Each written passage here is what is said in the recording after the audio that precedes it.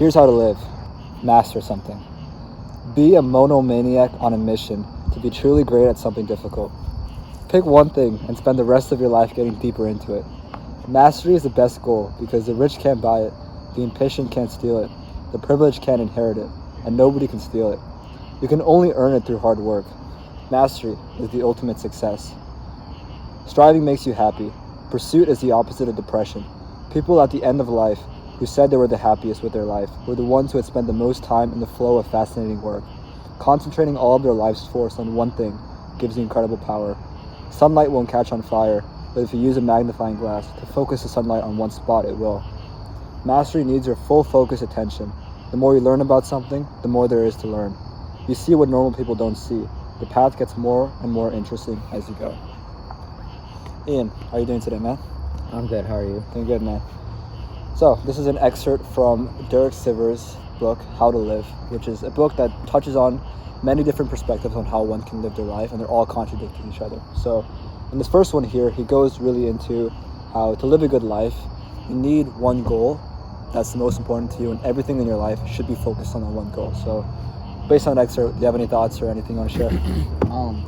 Yeah, so after reading that, I agree that it's very important to have goals in your life and to work very hard to achieve them. But I think that it shouldn't really get to the point where you're such a monomaniac that everything you do is aimed for that one goal, because I feel like there's some parts of life that are going to be bigger than that goal, and not every single thing that you do in your life has to be towards that goal. I feel like you can aim and you can set aside time for certain goals, but you can also set aside time for your personal things too. Mm-hmm. So that's what I think. What do some of those personal things look like? So if, for example, your health, maybe like hitting the gym once a week, or not once a week, more than that. Meditation is another thing that's a big one. Maybe like one of them for me was, so I'm Christian. Okay. So like starting to read the Bible every single day when I wake up is a tradition that a lot of people do that I wanted to get into. Maybe that, and like right now, something also referring back to that main goal is that I don't really have a main goal for life right now, just because I'm just experiencing life as how it is. However, when I graduate high school, I have some goals. Mm-hmm. And so I'll give you an example. So for example, for track, mm-hmm. I do the triple jump and the long jump. My goal is by the end of my career to at least triple jump 48 feet and long jump 22, 23 feet.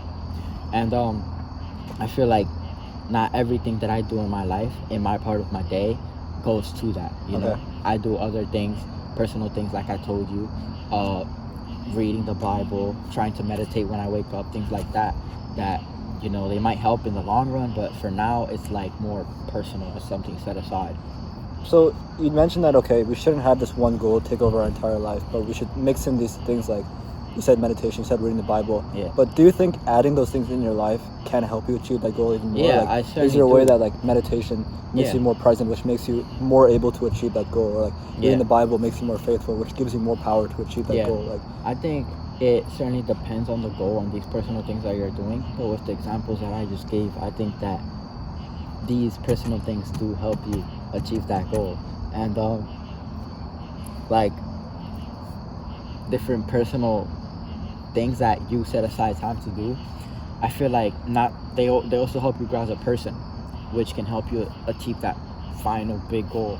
And under this big goal, you have all these branches that go down to these things like personal things and all of those things. So I certainly do think that they help you achieve that. So you mentioned that right now one of your main focuses has been the long jump and track or the high jump. And then you said there's goals that you have, but you're pushing back until the end of high school to really get into that. What are some of those other goals that you feel like you want in your life, but you're kind of waiting to do those goals? Let's see.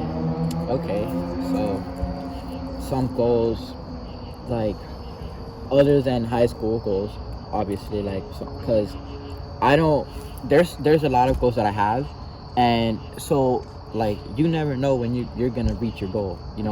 Like you can't predestine that you're gonna work for it, but you like don't really have, like, you can have a sense when it's gonna come, but you don't really know.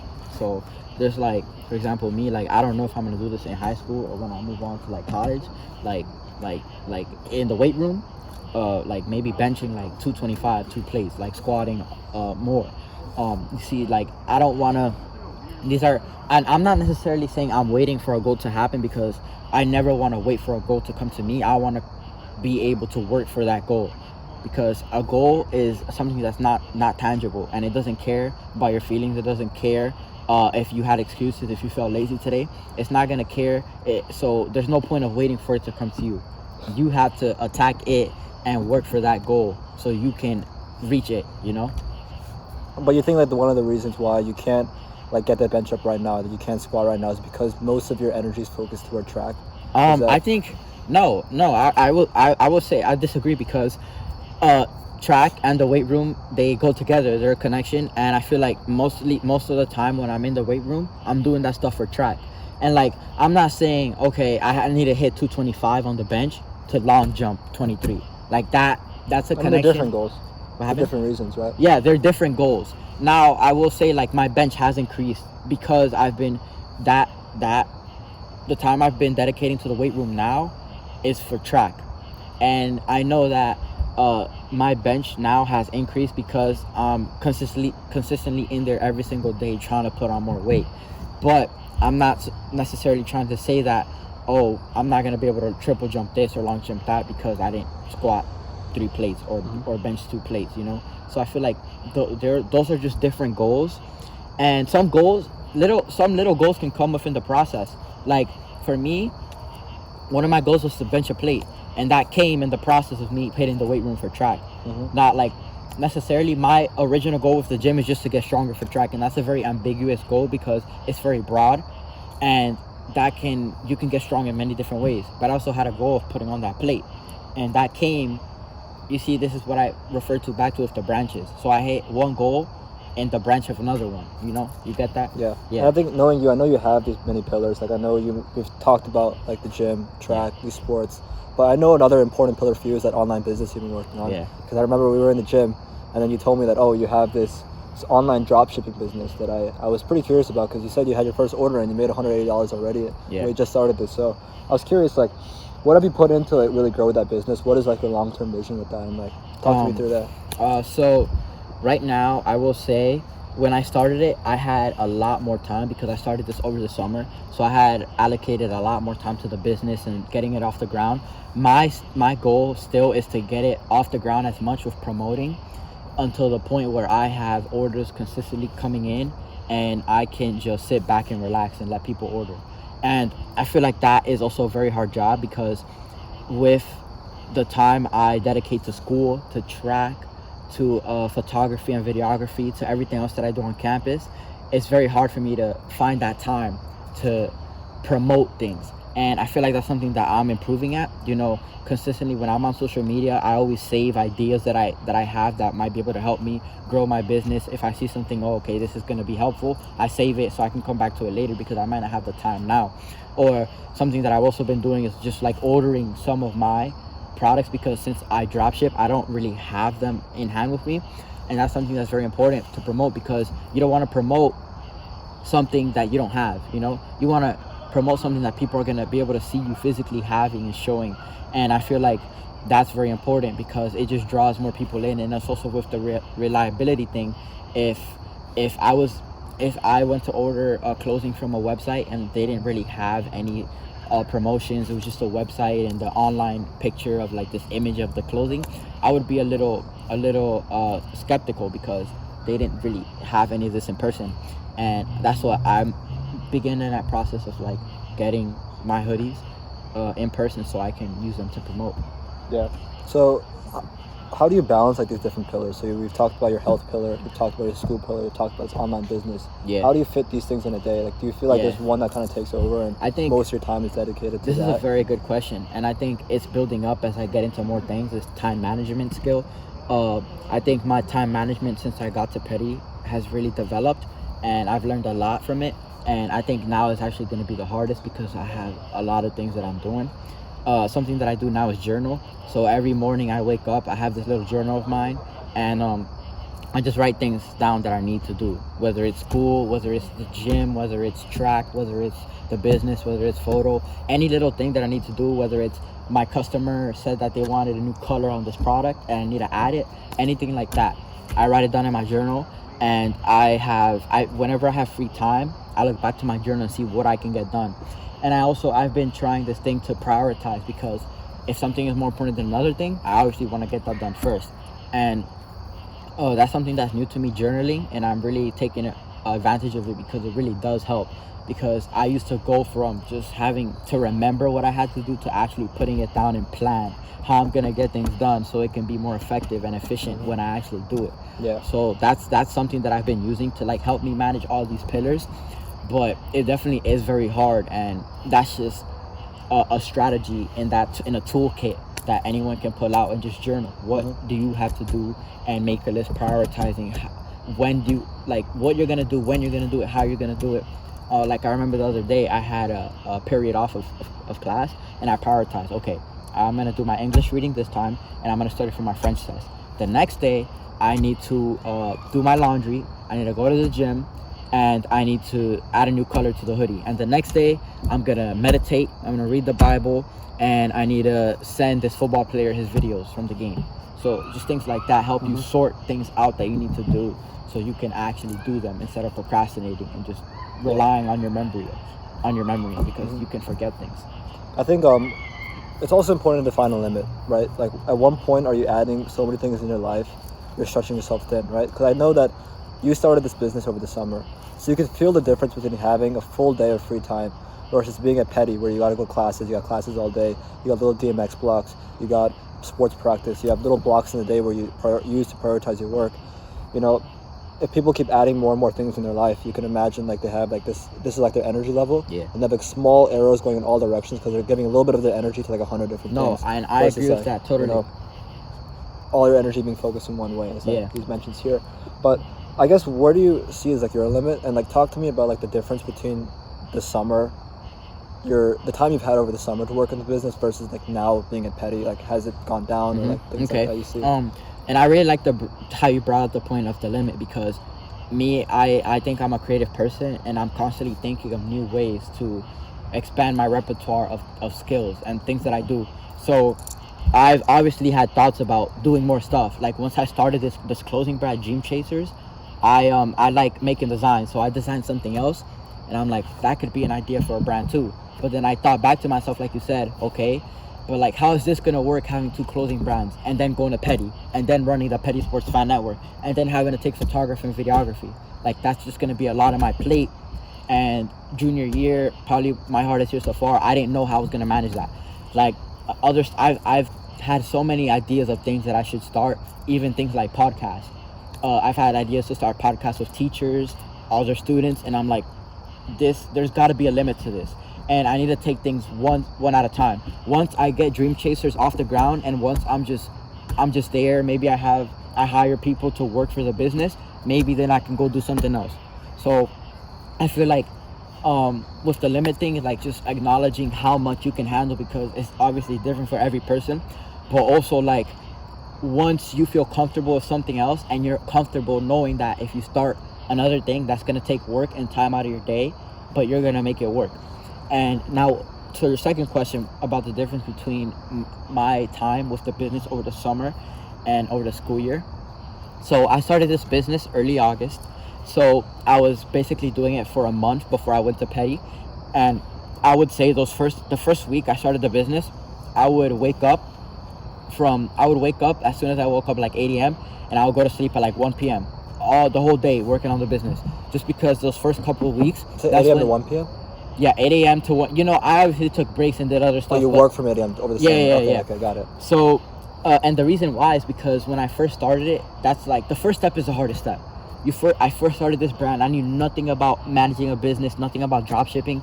I just like to make designs. So this is where I had to learn about all these things, when I had to sign up for memberships, when I had to make my website, when I had to find a manufacturer to make my products, when I had to communicate with people to see what they thought about this, when I had to find a message for the brand, a name, a logo, all these things. And I stayed up very late every single day. That week was probably the latest I stayed up, just working on that brand, working, publishing, making sure that I had the foundation, and that once I had that foundation, I was able to build off of that, because it's hard to build off something when you don't have that foundation in there. And so over the summer, I worked on it. I had a lot of time over the summer to work on it, and I even ordered a couple hoodies over the summer. I modeled for my own. I also reached out to some friends that can help me model to promote products, and that's something that's hard for me to do here. Now going to that transition to Petty, where I have classes from 8 to 3 p.m. every single day, and then I have to go to the gym from 3 to 5, and then I have dinner, and then I have homework. So I feel like the good thing about Petty's schedule is their flexibility, because I will never have all classes in one day, and I always have a free period, and that's something that I like to take advantage of to do work that I need to do for the business. And I feel like a day I take advantage of is on weekends. So Saturday nights I also stay up later to work on the business. Even some school nights. I remember 2 nights ago I was staying up late making new templates and new designs for the website, because I always find flaws and things that I can make better. There's always things that you can improve, and I like to take advantage of my time. If it means that I'm gonna have to wake up a little bit more tired and get a little bit less hours of sleep, but I'm gonna be fixing something that's for my own good and for my brand and something that I can use to make money, then I'll fine with that. But something about that also is I'll find extra time later to make that something that I missed. I'll find time to make that up, whether it's taking a nap during the day, or one day maybe going to sleep earlier. So yeah, that's how I manage the time now at Petty compared to over the summer. Yeah, you seem like a guy with a lot of interest, because I know in the beginning we were just talking about like how you had all these different interests. Like you want to do drop shipping, you want to get this other business started, you want to podcast with teachers, but you also want to do track.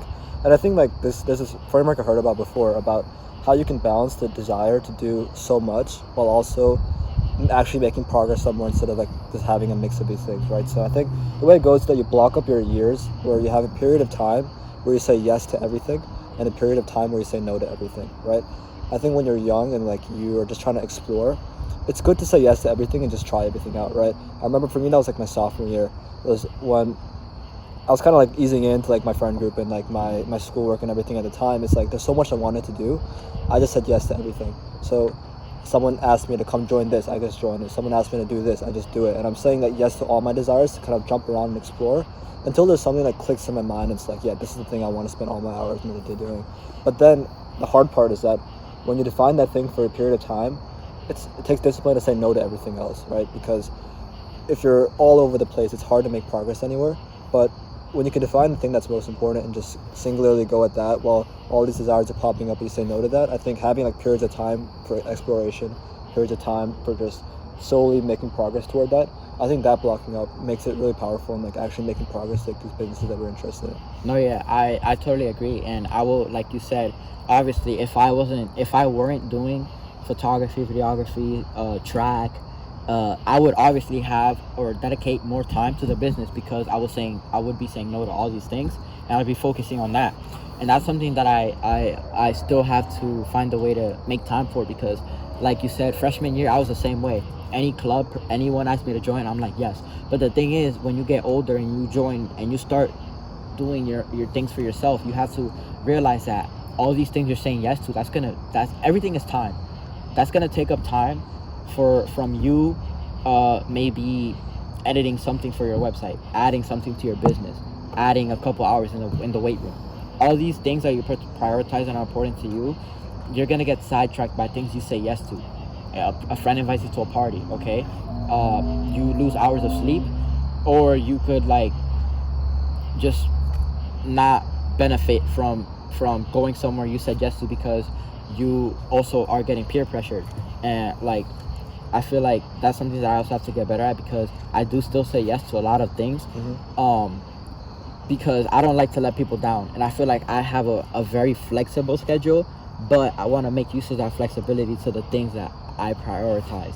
So adding more time or investing more time in my business, things like that. Do you see some of these interests translating into like a career down the road? Like, do you find yourself like, if you think about your like ideal like 10 out of 10 life, if you had no limits, like nothing holding you back, is this how you spend your time? Yeah, I think for sure. I was talking to this with my dad the other day, because especially with photo and video, So my dad's a photographer, and I have this thing called the Petty Sports Fan Network, and we go to games and shoot photos and videos for the games. And I expanded it this year until where I am shooting photos for players, and I feel like photography is something that makes me very happy. I'm happy. I feel happy shooting photos, and something that I was able to add to my repertoire was video, because I feel like if you're a photographer, you should know video, and the other way around. And there's a lot of people who only know one thing, but I feel like I wanted to do both. So I was able to, even though I don't have my own camera yet, I was able to make the best of my abilities, and just from now on, or so far, I've been making videos on my iPhone. The iPhone camera is very good, and I bought a gimbal to help me mobilize the phone. And I just talked to my dad about it. I'm like, I like doing this. I feel happy. Like, can this be a career for me down the road? And another thing I've also considered was being a designer, because I like to design things. Like, a lot of the time in school or when I'm free, I like to draw. I like to doodle, and like you'll see like doodles on my like workbooks and stuff like that. And I just like, although I don't apply all these things to my brand, it's just ideas, and I can come back to this and like, oh, this doodle I made 2 years ago, maybe I can implement this to an idea I have now, things like that. So I've thought of that, and then I've also thought of like a real job in this world, which is law. So I find myself that I like to read a lot, and I'm always like, I'm reading all my classes. I'm reading at least 2 hours a night, and I feel like I have good communication skills with people. And I just, over the summer, I considered law as something that I maybe want to go into in the future. So what are the things you'd be reading? So right now I like to read a lot of for example, Booker T. Washington, W.D. Du Bois, the boy. So it's like schoolwork kind of thing? Yeah, schoolwork. And I will say the schoolwork helps me diverge into other works by other people, and helps me find and research other things. So I feel like, even like, I'm a very curious person, and I'm a fast learner. So if I see something or hear something I don't know, I'll research it, and I'll just read about it and find things that about that, and just constantly reading. Even if it's like I'm taking AP Environmental Science, I have to read a lot for that too. But even if it's just like researching a little bit more and like reading more things, so yeah, things like that. And I also have a couple books about mentality that I read every so often. I have this book that is about relaxing. Okay. So I learned over the summer. I read it over the summer, and it basically is that when you're an athlete, the more relaxed you are, the better performance you will be. It's worse to be tense and running 100% with your fists clenched and your jaw tightened. It's worse than being relaxed and having your shoulders dropped and your hands nice and open. It's like it improves your ability to perform. So that's something I've read, and I look forward to like reading more things, like to just expand my knowledge, but also things that'll help me see other things in ways I haven't seen them before. So what are some ways you found that helps you to relax as you're trying to like perform in your sports? I know that you mentioned meditation briefly, so maybe you can go into that, or is anything else that you're doing that help you enter this kind of relaxed state as you're trying to perform well in what you do? Yeah. So obviously meditation. I started meditating over the summer. Every day when I woke up, meditated 10 minutes. And connecting that to my sport, obviously I don't meditate when I'm doing track, but something that I do practice is taking deep breaths before I'm on the runway. So when I'm on the runway, about to long jump or triple jump and run and jump, so when I'm just there, I like to close my eyes and drop my shoulders, roll them back, and just take a couple deep breaths and remember everything that I need to do to make this the best jump that it can be. So that's something. I have this. I also have a keyword called relax. You can make it any keyword, but when that and I practice by it, I get all tense up, and then when I say it, relax, I just become relaxed. And that helps me, because every time I'm tense, I just say that, and my brain connects it with the physical motion of relaxing your body.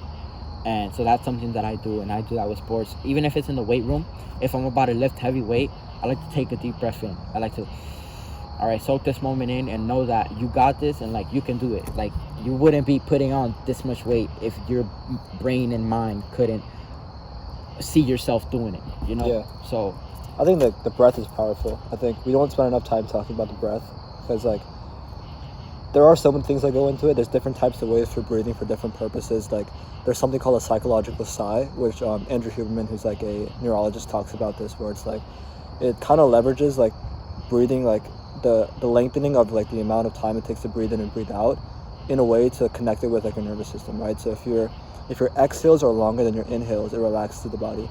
If your inhales are longer than your exhales, it kind of puts you in a more stress. There's all this like stuff that goes into that. But I know one thing that you mentioned was like this meditation, right? So I think meditation is this word that's thrown around a lot. Like people say it, but they mean different things, because I think there's so many different ways you can do it for so many different purposes. So kind of walk me through like the type of meditation you do. How does a typical session look like? And like talk to me about that. So I start with a 10-minute meditation. It's a guided meditation that I find you can find it anywhere on YouTube. And I start with posture, because I think posture is a great way to relax the body and relax the mind. So I start with having a good posture, and I sit down most of the times. And when I do this, I like to close my eyes and just take deep breaths. And when I meditate, I throw out all external thoughts out of my brain, and I just like to think of my breath. Like when I'm inhaling and exhaling. So my meditation, I like to connect it to my breathing, because my breathing is what controls my pace, the pace of my body. When I'm more stressed and more accelerated and aggressive, I'm breathing faster. But if I'm calm, I'm breathing slower. And so I like to connect my meditation to how I breathe. And like that's the way that I define meditation. But like you said, it can be different for a lot of people. And I'm sure you try to like get these thoughts out of your mind, and that's not exactly easy to do, because we'll say, okay, we're meditating, we're following our breath. 7 seconds later, we're thinking about something. So when you start thinking about something, what is your immediate reaction? Like, yeah, how do you deal with that? And this related to me a lot, because when I first started, like you said, it's very, very hard. I would notice I'd be good for 30 seconds. I wasn't thinking about anything. And then like 30 seconds later, okay, I just spent 15 seconds thinking about something that I wasn't supposed to. And I feel like as you're learning, like it's okay. Like it's very hard to not think about something, and like just I think you need to reassure yourself that it's okay. Meditation, it's not perfect. It's very, very hard for you not to think about something for 10 minutes straight. So first I reassured myself, okay, this is okay. It's gonna happen, and I'm not gonna be so mad about it. So, but my initial reaction was like, okay, I need to connect this back to my breathing, or else I'm gonna wander off. So every time I notice myself wandering off and thinking about something else, I just kind of just like started to think about my breath, and from that it just like dwindled down, and like I was okay. Mm-hmm. And if it happened again, I would just repeat that process. Yeah, I think to simplify it a little bit, like I started meditating August of 2022, so it's been a little bit over a year. I've been consistent for some times, not consistent for some times, but right now 20 minutes a day usually I'll do. I think the most useful way to think about this is that it's a cycle. It's a cycle during each meditation session, right? You start meditating, and by the way, the goal of my meditation is to be present, right? So I think there's different goals, like you said, relaxation of the body. My main goal is that I stop throughout the day. I don't want to constantly be thinking about stuff in the past, constantly thinking about stuff in the future, and just like be present. I feel like that's how you find happiness, just being present in the moment. But when you meditate, you start and you're focusing on the present moments, so either the breath or sounds around you or whatever. And you'll start off and there's no thoughts in your mind, right? You're good. Then second step, your brain starts to think about thoughts, and you won't realize it immediately, right? Your brain will start to indulge in thoughts, maybe like 3, 4, 10 seconds later. Maybe another 10 seconds after that, you realize like, shit, I was thinking about something when I was not supposed to. And you get mad at yourself, like, shit, okay, I'm thinking about something I shouldn't be. And then the fourth step is that, okay, you refocus on the present moment, right? Like, okay, I'm meditating. Okay, I just thought about Ian. Mm-hmm. All right, I realize I shouldn't be thinking about Ian. I'm back to the present moment. I'm meditating, and oh wait, I'm thinking about the podcast. Okay, I shouldn't be thinking about the podcast. Okay, back to the present moment. And this cycle can be thought about as 1 rep for the mind, because it's not about sitting there for 10 minutes and not thinking about anything. That's impossible. But it's about how many of these reps can you get in a 10-minute session, right? When you're in the gym, you're doing bicep curls, like, okay, 1 rep, 2 rep, 3 rep, and then you do those reps, your muscle gets sore, recovers, and you do it every day for like a year, and then you see the results, right? Meditation sessions are like you're doing these reps in your mind where you're constantly like, okay, distracted, back, not distracted, distracted, not distracted, and then you start to see that pattern in your day-to-day life. Like you'll just be walking and you realize, okay, I'm thinking about something, and then you just bring yourself back in the present moment, and that'll come like a natural thing to you. Like you're constantly pulling yourself back, and from that way you can be more present as well. So I think people who often say that, oh, it's not working, oh, like this is too hard, think that if they think about something, they failed. But I think if you just think about it as that cycle, that you're just doing reps, that can help a lot of people think, okay, I had like 1,000 reps in this 10-minute session, but that was really good because I'm working the muscle of the mind. Yeah, and I like the point that you bring that up, because I've never thought of that analogy, and it's a very good one, because it is true. The more you always want to focus, when you meditate, you have this goal to maintain in this state of mind, and every time you wander from that, you want to get back to that. And like you said, okay, that's a rep.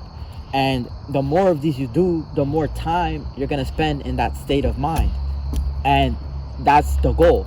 So the more reps you do, and the better you get at it, the more you're going to be comfortable with that state of mind. And the easier it is when you're, like you said, wandering on campus, you're thinking about stuff from the past that doesn't really matter. You can just snap like that and boom. Like you're in that state of mode, and in that mental state of mode. And that's really helpful, because a lot of time as humans, we like to fear and stress about things in the past, or things that are upcoming that aren't going to matter in 1 or 2 years. And that's something that I learned, especially last year, to deal with, was to stop thinking about things from the past. Okay, I got a bad test score. I can't go back and change it, but I can learn from it, and next time I take the test, I'll do better. Like, I'm not going to ruin my day because I didn't get the score I wanted to on a test, or I didn't hit my PR. People have to recognize that not every single day is going to be their best, and that no one is perfect. So that line of improvement isn't just going to go like that. You're going to have times where you're going down and you're going up. Like today, I didn't hit my PR on my bench.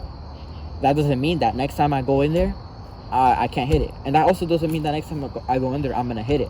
But when you zoom out on this progress chart, and if you are doing the right things, you will see that it is slowly going up. And because things don't you can't just improve at something like that.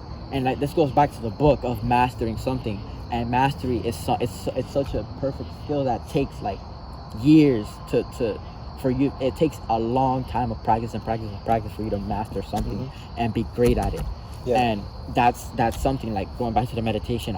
The more you meditate, the more reps you're gonna get in going back to that state and that goal, and the easier it is gonna be for you to go to that state of mind wherever you are. Yeah, and something you mentioned that I really like, that it takes like years and years to do this, but I think there's two levels to this. I think in the day we're in right now, getting in the top 1% is easy, but getting in the top 0.1% is probably the hardest thing to do, right? Because I think the bar has never been so low, where with the resources we have, with the internet, with everything around us, it's so easy to just get really good at something. Like I feel like if you just choose something you really want and you just put like a decent amount of hours to it, like you can become an expert in like 20 hours, right?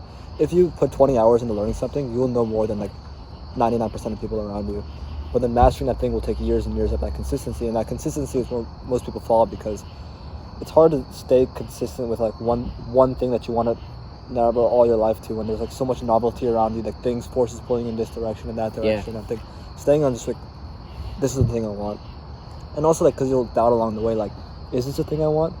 Is this the thing I'm sacrificing everything for? So. Yeah, and I like that point, because I've experienced this too this year. This thing it's very hard to stay consistent, and I'm gonna relate this to school, because as you start school, as I started school, let's say when I started in the 5th grade, I was very consistent with my grades, with my passion to learn and my pursuits. But as you go on, it gets harder and harder. And when it gets harder, it's harder to be consistent, because you're seeing new things that you haven't seen before, and you psych yourself out. Can I do this?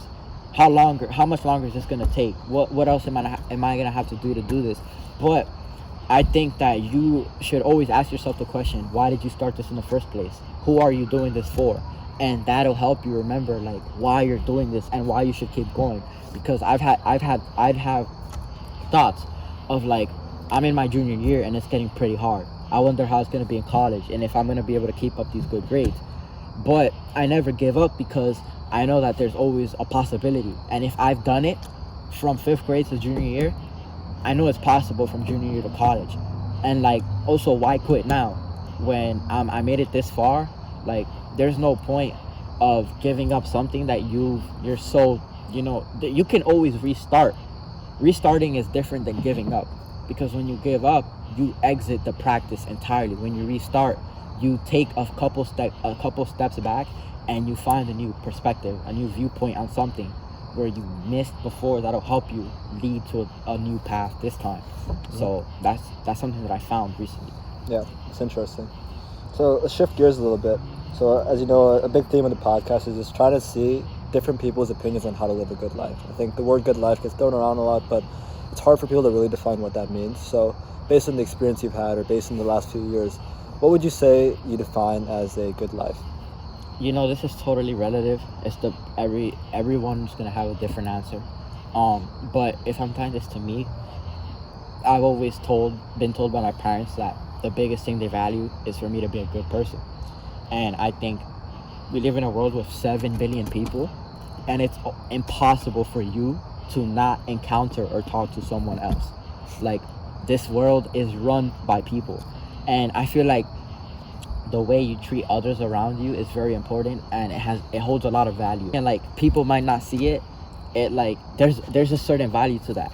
And I feel like for me, my real goal is just to be a good person to others overall, and like help out the world in as many ways as I can.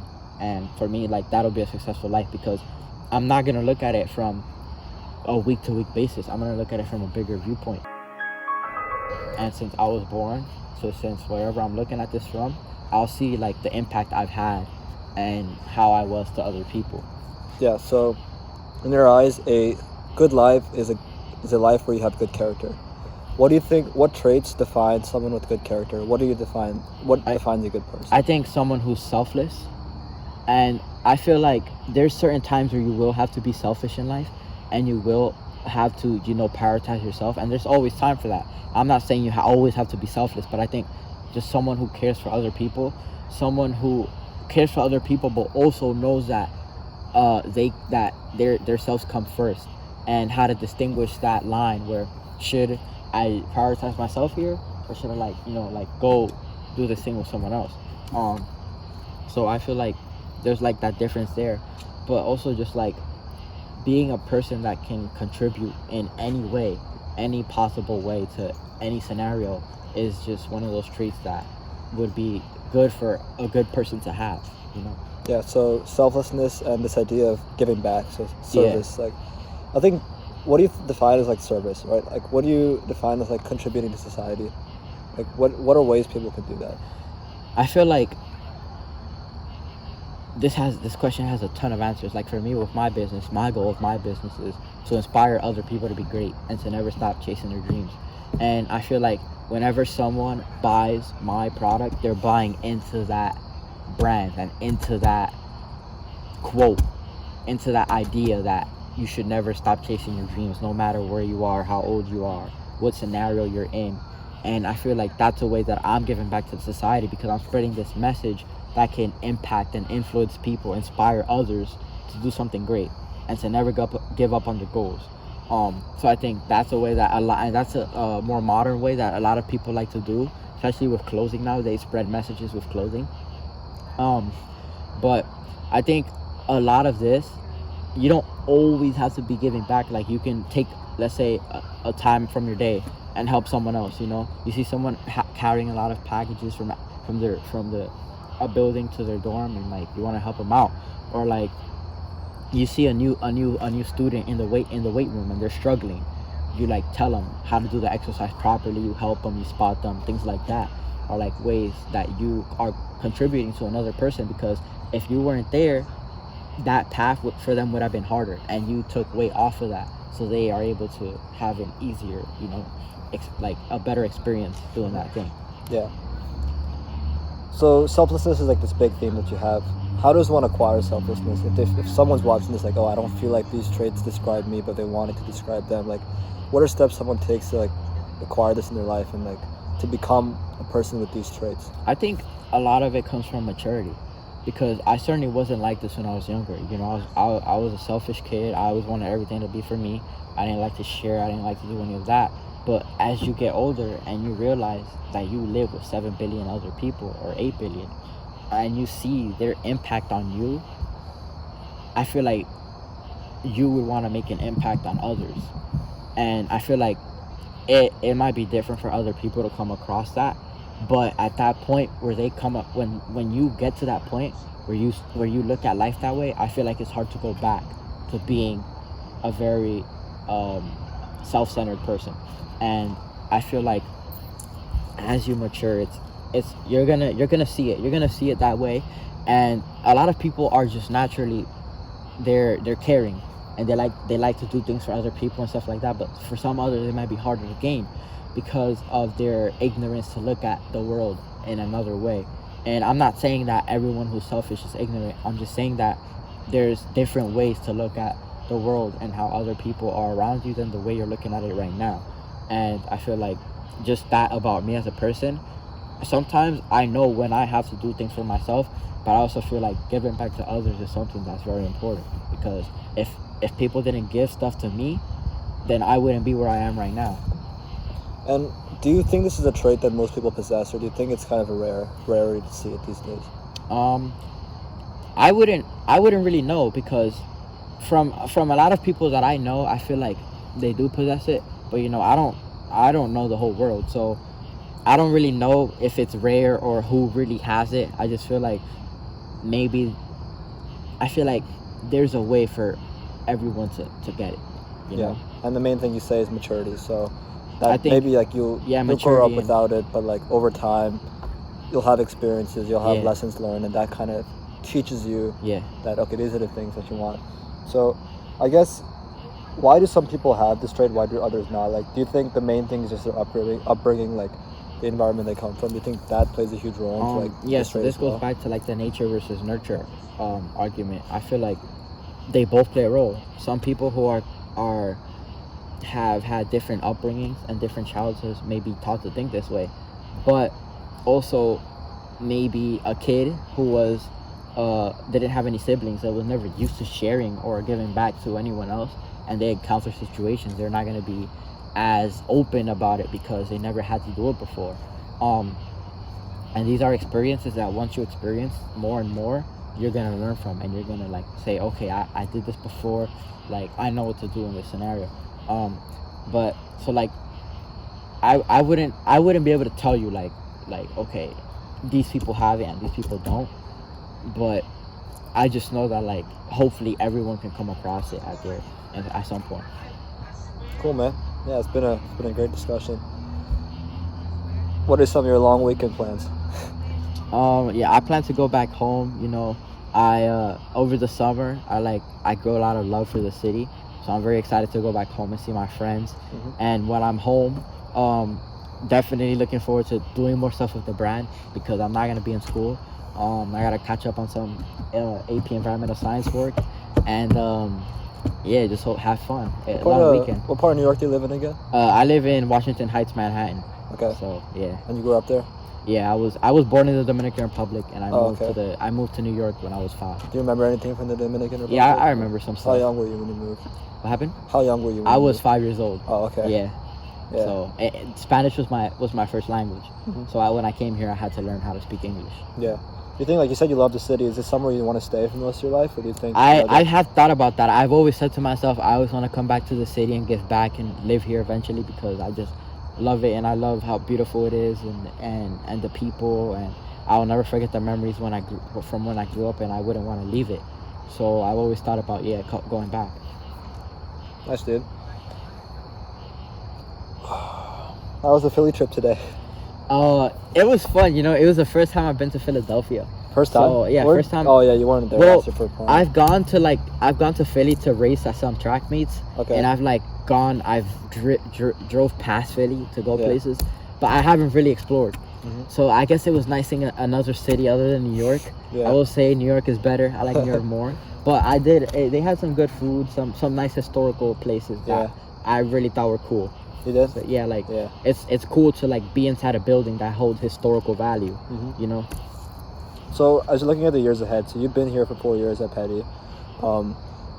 As you're going to colleges, you mentioned you're trying to look at some colleges and things like that. Do you think it's more going to be a track focus, like you're trying to get recruited and things like that? Or I feel like if I get recruited for track, great. if I get a scholarship and a school wants me for track, that's awesome, and I do want to compete in college. I wouldn't that is one of my goals after petty to compete in college, but I feel like my thing in college isn't only gonna be track. I'm gonna continue all of my aspirations and everything that I contribute to the society outside of track and bring that to college, because I want to make an impact on every society that I'm part of.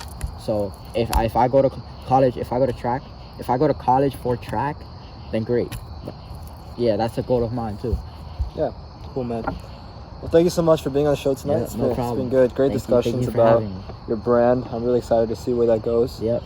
But yeah, well, it's the second episode, so we're going to get that first episode up this weekend, and then this one's going to probably come out the weekend after that. All right. But yeah, Great to hear. definitely want to have you back on. Thank you for having me. Peace. All right.